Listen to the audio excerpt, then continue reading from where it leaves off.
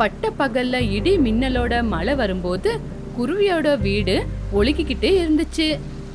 உயிர் பயத்துல குருவி ஜன்னல்ல உக்காந்து இருக்கும் போது கொடைய எடுத்துட்டு காக்கா வந்துச்சு. எனக்கு தெரியும், என்னை பத்தி யாரு யோசிச்சாலும் யோசிக்கலனாலும் காக்கா மட்டும் என்னை பத்தி யோசிக்கணும். அதே மாதிரி நீ கொடை எடுத்துட்டு வந்துட்ட. எந்துல நீ சரிபாகம் அப்படின்னு சொன்னப்போ உன்னோட நல்லது கெட்டதை பார்க்க வேண்டியது என்னோட கடமை இல்லையா குருவி? நிஜமாவே என்ன நீ கல்யாணம் பண்ணிக்கிறியா காக்கா? நான் உன்னை மனசார விரும்புறேன். என் வீட்டோட மகாராணிய ஆக்கிக்கணும்னு நான் நினைக்கிறேன். ஏன் குருவி என்னை பார்த்து சந்தேகப்படுற? உனக்கே என் மேல நம்பிக்கை இல்லையா? எதுக்காக என்னை பார்த்து இப்படி யோசிக்கிற? இது நம்மளோட வாழ்க்கை இல்லையா காக்கா? நான் கொஞ்சம் கூட யோசிக்காம எப்படி நான் முடிவு எடுக்கிறது? குருவி, உனக்கும் அப்பா அம்மா இல்ல, எனக்கும் அப்பா அம்மா இல்ல. நம்ம 2 பேரும் இவ்வளோ வருஷமா கஷ்டப்பட்டு வாழ்ந்துகிட்டு வந்திருக்கோம். நான் ஒண்டியா இவ்வளோ நாள் கஷ்டப்பட்டு வாழ்ந்துகிட்டு வந்திருக்கேன். நீ சம்மதிச்சா நம்ம 2 பேரும் ஒன்னா சேர்ந்து வாழலாம். எனக்கு கூட அப்படிதான் தோணுது காக்கா. அப்போ எதுக்காக நம்ம இன்னும் டைமை வேஸ்ட் பண்ணோம்? வா குருவி, நம்ம 2 பேரும் சேர்ந்து என் வீட்டுக்கு போலாம். இந்த வீடு மழையில இடிஞ்சு விழுவுற மாதிரி இருக்கு. வா சீக்கிரமா போலாம். கல்யாணம் பண்ணிக்காம உன் வீட்டுக்கு எப்படி வர்றது காக்கா? வா குருவி, இப்பவே போய் கல்யாணம் பண்ணிக்கலாம். இந்த மழையில போய் கல்யாணம் பண்ணிக்கிறதா?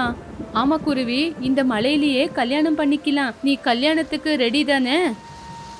இப்படி காக்கா கேட்ட உடனே குருவி மௌனமா இருந்துச்சு. மௌனம் சம்மதத்துக்கு அறிகுறி அப்படின்னு நினைச்சுக்கிறேன்.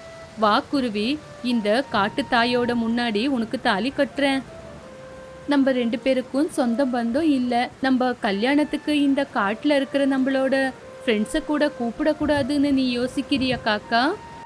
எல்லாரையுமே கூப்பிடணும்னு தானே நீ யோசிக்கிற? ஆமா காக்கா.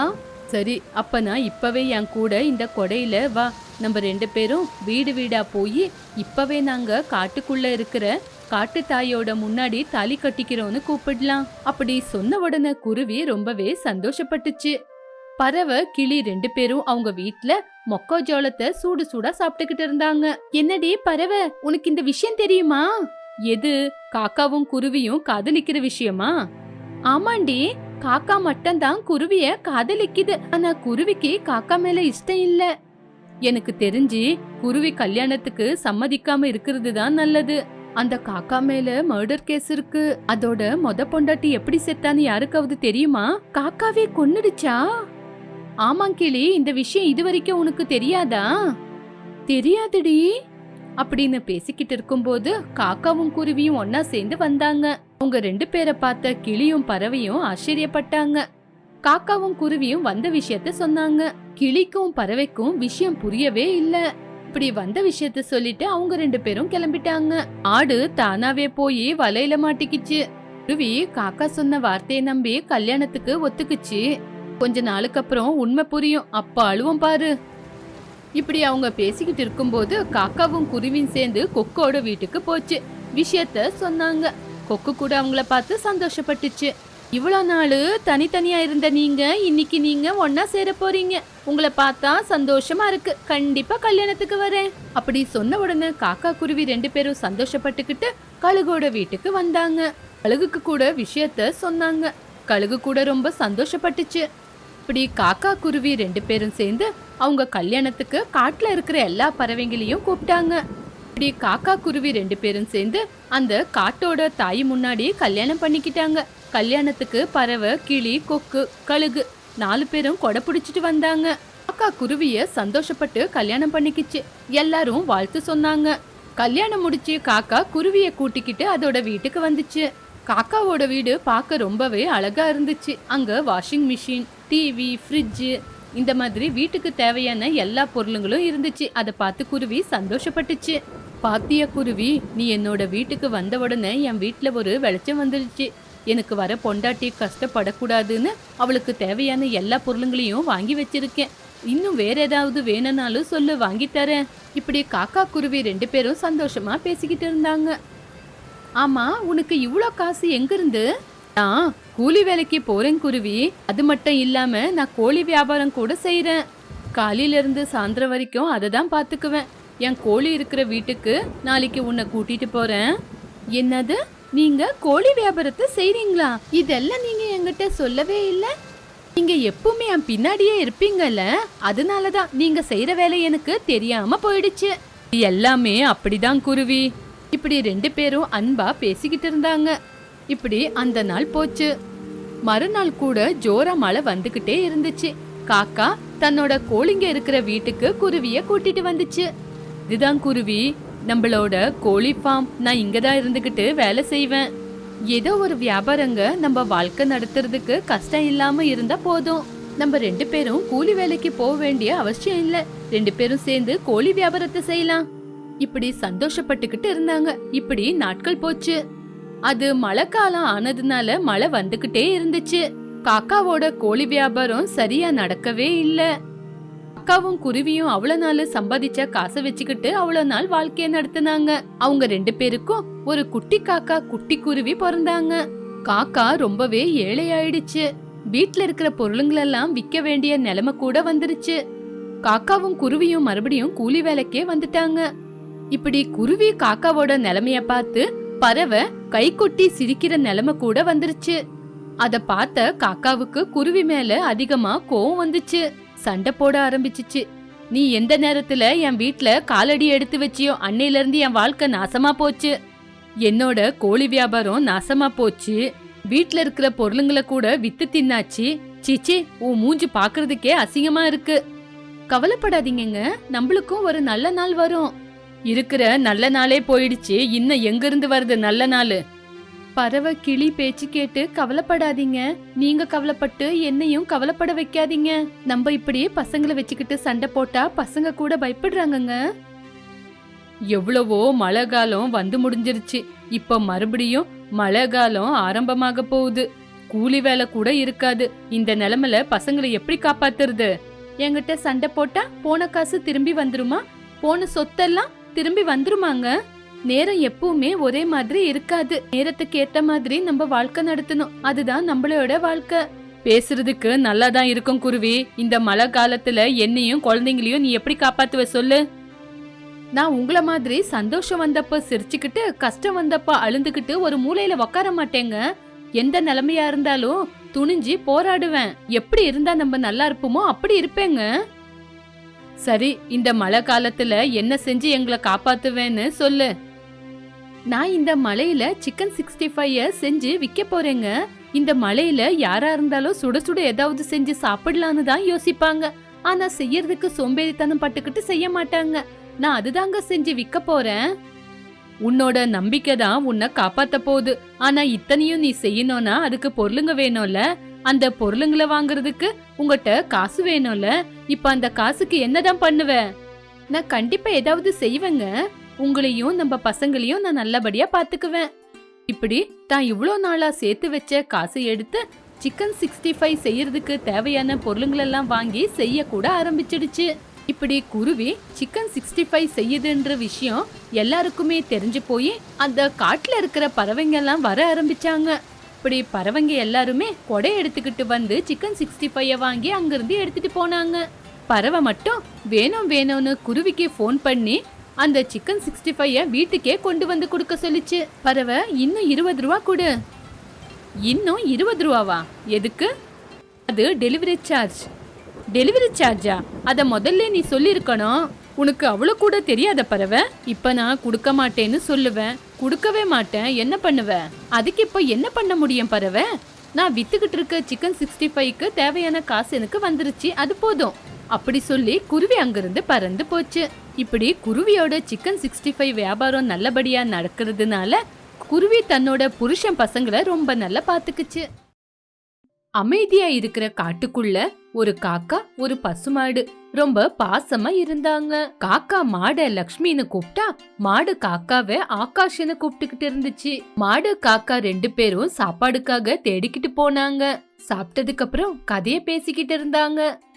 ராத்திரி நேரத்துல மரத்துக்கு மேல காக்கா படுத்திருந்தா மரத்துக்கு கீழே பசுமாடு படுத்து தூங்கிக்கிட்டு இருந்துச்சு. காக்காவுக்கு நைட்ல தூக்கம் தெளிஞ்சிச்சுன்னா அடிக்கடிக்கு வந்து மாடை பாத்துக்கிட்டு போயிட்டு இருந்துச்சு. மாடு தூங்கிக்கிட்டு இருந்தா காக்கா மனசு சமாதானமா இருக்கும். அதுக்கப்புறம் காக்கா போய் அமைதியா தூங்கிக்கிட்டு இருந்துச்சு. ஒரு நாள் தூக்கம் வராததுனால காட்டுக்குள்ள ஒரு பக்கத்துல தீய போட்டுக்கிட்டு ஆகாஷ் காக்கா அதுக்கப்புறம் மாடு பேசிக்கிட்டு இருந்தாங்க. லக்ஷ்மி, நான் எப்பல இருந்தோ உங்ககிட்ட ஒரு வார்த்தையை கேட்கணும்னு இருக்கேன். ஆனா நான் கேட்டா நீ எங்க ஃபீல் ஆயிடுவேன்னு நான் கேட்காம இருக்கேன். ஆகாஷ், நீ என்ன கேட்க போறேன்னு எனக்கு ரொம்ப நல்லா தெரியும். என்னது, உனக்கு தெரியுமா? பொய் சொல்றியா லக்ஷ்மி? பொய் இல்ல ஆகாஷ், நீ என்கிட்ட என்ன கேட்க போறேன்னு எனக்கு ரொம்ப நல்லா தெரியும். உனக்கு தெரியும் தானே லக்ஷ்மி, பின்ன என்னத்துக்கு லேட் பண்ற சொல்லு. லக்ஷ்மி, நீ இந்த காட்டுக்கு வர்றதுக்கு முன்னாடி எங்க இருந்த அப்படின்னு தானே ஆகாஷ் நீ என்கிட்ட கேட்க வந்த. வரே வா லக்ஷ்மி, அததான் கேட்க போறேன்னு எப்படி யோசிச்ச? உன்னோட பாசம் உன் மனச ரொம்ப நல்லா புரிஞ்சுக்க வச்சிச்சு ஆகாஷ். உன்னோட ஃப்ரெண்ட்ஷிப் கூட எனக்கு ரொம்ப பிடிச்சிருக்கு லக்ஷ்மி. ஆகாஷ், நான் இந்த காட்டுக்கு வர்றதுக்கு முன்னாடி கோபாலம் அப்படிங்கிற ஒருத்தர் என்ன அவரோட பொண்ணு மாதிரி பாத்துக்கிட்டாரு. என்ன குளிக்க வைப்பாரு. ஒரு கத்து கத்துனா போதும், எனக்கு பசிக்குதுன்னு புல்ல கொண்டு வந்து கொடுப்பாரு. 2 வாட்டி கத்துனா தாகம் எடுக்குதுன்னு தண்ணி கொண்டு வந்து கொடுப்பாரு. குளிர் எடுத்துச்சுன்னா போர்வை கொண்டு வந்து கொடுப்பாரு. நான் மழையில நனைய கூடாதுன்னு எனக்கு ஒரு இடத்த செஞ்சு கொடுத்தாரு. எனக்கு ஜுரம் வந்தாலும் வயிறு வலி வந்தாலும் டாக்டரை கூட்டி வந்து காட்டி என் கூடியே படுத்துக்குவாரு. அப்போ அவ்வளவு நல்லா பாத்துக்கிற ஆளை விட்டுட்டு எதுக்காக நீ காட்டுக்கு வந்த? நான் வரல ஆகாஷ், அவருதான் என்ன கூட்டிட்டு வந்து இந்த காட்டுல விட்டுட்டு போனாரு. லக்ஷ்மி, நீ இப்போ மாசமா இருக்க. இந்த நேரத்துல நீ என்னோட வீட்ல இருக்கிறது வேண்டாம். என் பொண்டாட்டிக்கு உன்னை பார்த்தாவே பிடிக்கல. நான் இல்லாத நேரத்துல உன்னை வேற யாருக்காச்சும் கொண்டு போய் வித்துருவா. இந்த நேரத்துல நீ காட்டுல இருந்துகிட்டு நல்லபடியா புல்லு பழங்களை சாப்பிட்டு நல்லபடியா இருமகளேன்னு சொன்னாரு. அப்படி சொல்லி கண்ணீரை விட்டுச்சு. மாடோட கண்ணீரை புரிஞ்சுக்கிட்ட ஆகாஷ் காக்கா, கவலைப்படாத லக்ஷ்மி, மறுபடியும் உனக்கு நல்ல காலம் வரும். உன்னோட ஃப்ரெண்ட்ஷிப்னால எனக்கு அந்த நாள் எப்பவோ வந்துருச்சு ஆகாஷ். உன்னோட ஃப்ரெண்ட்ஷிப் கிடைச்சது எனக்கு ரொம்பவே சந்தோஷம். சரி லக்ஷ்மி, ரொம்ப நேரமாயிடுச்சு, நான் போய் தூங்குறேன். நீ போய் பத்திரமா படுத்து தூங்கு, காலையில பார்க்கலாம். அப்படி சொல்லி ஆகாஷ் காக்கா தன்னோட ரூமுக்கு போய் பெட்ல படுத்து தூங்கிச்சு. இந்த பக்கம் லக்ஷ்மி மாடு கூட நல்லபடியா படுத்து தூங்கிச்சு. இப்படி நாட்கள் போக போக லக்ஷ்மி மாடு ஆகாஷ் காக்காவோட ஃப்ரெண்ட்ஷிப் இன்னும் ரொம்ப அன்பா வளர்ந்துச்சு. காக்கா அதுக்கப்புறம் மாடு ஃப்ரெண்ட்ஷிப்பா இருக்கிறது காக்காவோட லவ்வரான அமலு குருவிக்கு பிடிக்கல. ஒரு நாள் மாடு அதுக்கப்புறம் காக்கா 2 பேரும் பேசிக்கிட்டு இருக்கும்போது அத பார்த்த அமலு குருவி கண்ணீர் விட்டுச்சு. அப்போ கிளி வந்துச்சு. உன்னோட கண்ணீருக்கு காரணம் அந்த ஆகாஷ் காக்கான்னு புரிஞ்சு போச்சு. சொல்லுடி, உனக்காக நான் என்ன வேணாலும் செய்யறேன். அப்போ அந்த பசுமாடு காக்கா நடுவுல கலக்க மூட்டி வைடி, அவங்க 2 பேரும் சண்டை போட்டுக்கணும். அப்படியா? சரி சரி இரு, நான் பண்ற வேலையினால அவங்க 2 பேரும் சண்டை போட்டுக்கிட்டு பிரியறது மட்டும் இல்லாம காக்காவுக்கு மாட கண்டாலே ஆகாத மாதிரி செய்யறேன். காக்கா குடுக்கற இம்சைய தாங்க முடியாம மாடு இங்கிருந்து ஓடி போயிடும். அப்போ காக்கா யாருமே இல்லாம உங்ககிட்டயே திரும்பி வரும். கிளியோட பேச்ச கேட்ட உடனே அமலுக்குருவி ரொம்பவே சந்தோஷப்பட்டுச்சு. அன்னைக்கு சாயங்காலத்துல இருந்து கிளி கலக்க மூட்ட ஆரம்பிச்சிச்சு. மரத்து மேல உக்காந்து இருக்கிற காக்காவை பார்க்க வந்துச்சு. என்ன ஆகாஷ், இப்ப எல்லாம் என்கிட்ட பேசுறதே இல்ல, குருவி கூட கூட ஃப்ரெண்ட்ஷிப்பே வச்சுக்க மாட்டேங்கிற, எப்ப பார்த்தாலும் மாடு கூடியே சுத்துற. ஆமாங் கிளி, மாடு இப்போ மாசமா இருக்கு. இந்த நேரத்துல அத பத்திரமா பாத்துக்க வேண்டியது ஒரு ஃப்ரெண்டா என்னோட கடமை. நீ என்னவோ ஃப்ரெண்டுன்னு சொல்லுற, ஆனா அந்த மாடு அந்த புறா கூட சேர்ந்துக்கிட்டு உன்னோட கலரை பத்தி உன்னை பத்தி ரொம்ப கேவலமா பேசுது. நம்பலேனா என் கூட வா, நான் உனக்கு காட்டி கொடுக்கறேன். அப்படி சொல்லி புறாவும் பசுமாடும் பேசுறத ஒரு மரத்துக்கு மேல இருந்து காட்டி கொடுத்துச்சு. அப்போ புறா பசுமாடு பாசமா பேசிக்கிட்டு இருந்தாங்க. ஆமா, நீ சொல்றது உண்மைதான். ஆகாஷ் காக்கா கருப்பா இருக்கு, அதுக்கு என்ன கிடைக்குது அதையே தின்னுக்கிட்டு வாழ்ந்துகிட்டு இருக்கு.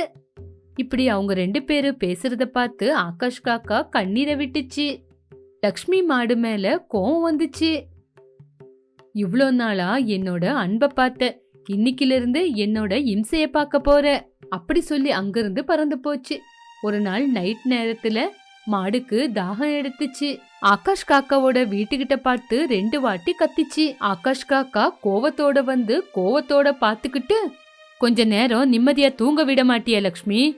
நீதானே ஆகாஷ், பசி எடுத்துச்சுன்னா 1 வாட்டி கூப்பிடு, தாகமா இருந்தா 2 வாட்டி கூப்பிடுன்னு சொன்ன. எனக்கு தாகமா இருந்துச்சு, அதனாலதான் கூப்பிட்டேன் ஆகாஷ். இப்ப எனக்கு அதுக்கெல்லாம் நேரம் இல்ல. எனக்கு தூக்கம் வருது, நான் படுத்து தூங்கணும். நீ போய் எங்கேயாவது தண்ணி இருந்தா குடிச்சிட்டு வந்து படு. நான் என்ன உனக்கு வேலைக்காரனா எல்லாம் செஞ்சு கொடுக்கறதுக்கு? இப்படி நிறைய பேசிடுச்சு. அத பார்த்து பசுமாடு கண்ணீர் விட்டுக்கிட்டு, ஏன் ஆகாஷ் இப்படி வார்த்தையால சாகடிக்கிற? என்ன ஆச்சு உனக்கு? இப்பதான் எனக்கு புத்தி வந்துச்சு. மாசமா இருக்கேன்னு பாவம் பார்த்தா? சொல்லு ஆகாஷ், சொல்லு. நான் என்ன தப்பு செஞ்சேன்? எதனால என்ன வார்த்தையால இப்படி சாகடிக்கிற? சொல்லு ஆகாஷ், என்ன பண்ண? இது ஜஸ்ட் ட்ரெய்லர் மட்டும்தான், மூவி இன்னும் இருக்கு. அப்படி சொல்லி ஆகாஷ் காக்கா தன்னோட வீட்டுக்கு வந்துச்சு. ஒரு நாள் கர்ப்பமா இருக்கிற மாடு மரத்துக்கு கீழே படுத்திருக்கும் போது முள்ளு எடுத்துக்கிட்டு ஆகாஷ் காக்கா வந்துச்சு. எதுவுமே தெரியாத மாதிரி அது மேல உக்காந்து ரொம்ப குத்திச்சு. லக்ஷ்மி மாடு கஷ்டப்பட்டுக்கிட்டே எந்திரிச்சு பார்த்துச்சு. ஆனா அங்க யாருமே இல்ல. ஆகாஷ் காக்கா மறுபடியும் வந்து குத்தி மரத்துக்கு பின்னால போய் உக்காந்துச்சு.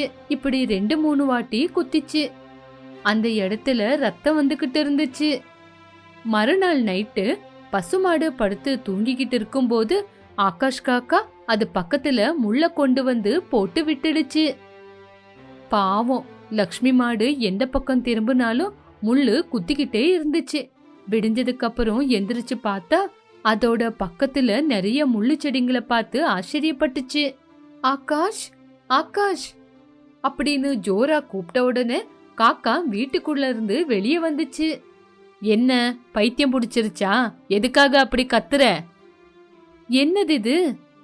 உன்னோட கண்ணு முன்னாடி தானே இருக்கு, என்னன்னு நீயே பாரு.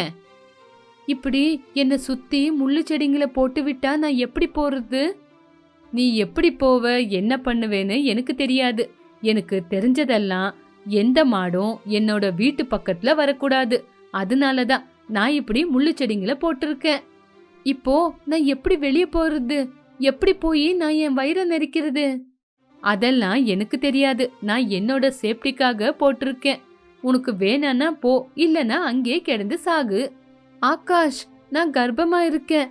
நேரத்துக்கு சரியா நான் சாப்பிடணும். என்ன கேவலப்படுத்தும் போது நீ மாசமா இருக்கேன்னு ஞாபகம் வரலையா? நான் உன்னை கேவலப்படுத்தினா? மத்தவங்களோட பேச்ச கேட்டு இப்படி பண்ணாத ஆகாஷ். முதல்ல இதை எடு, எனக்கு பசி எடுக்குது, நான் போனோம்.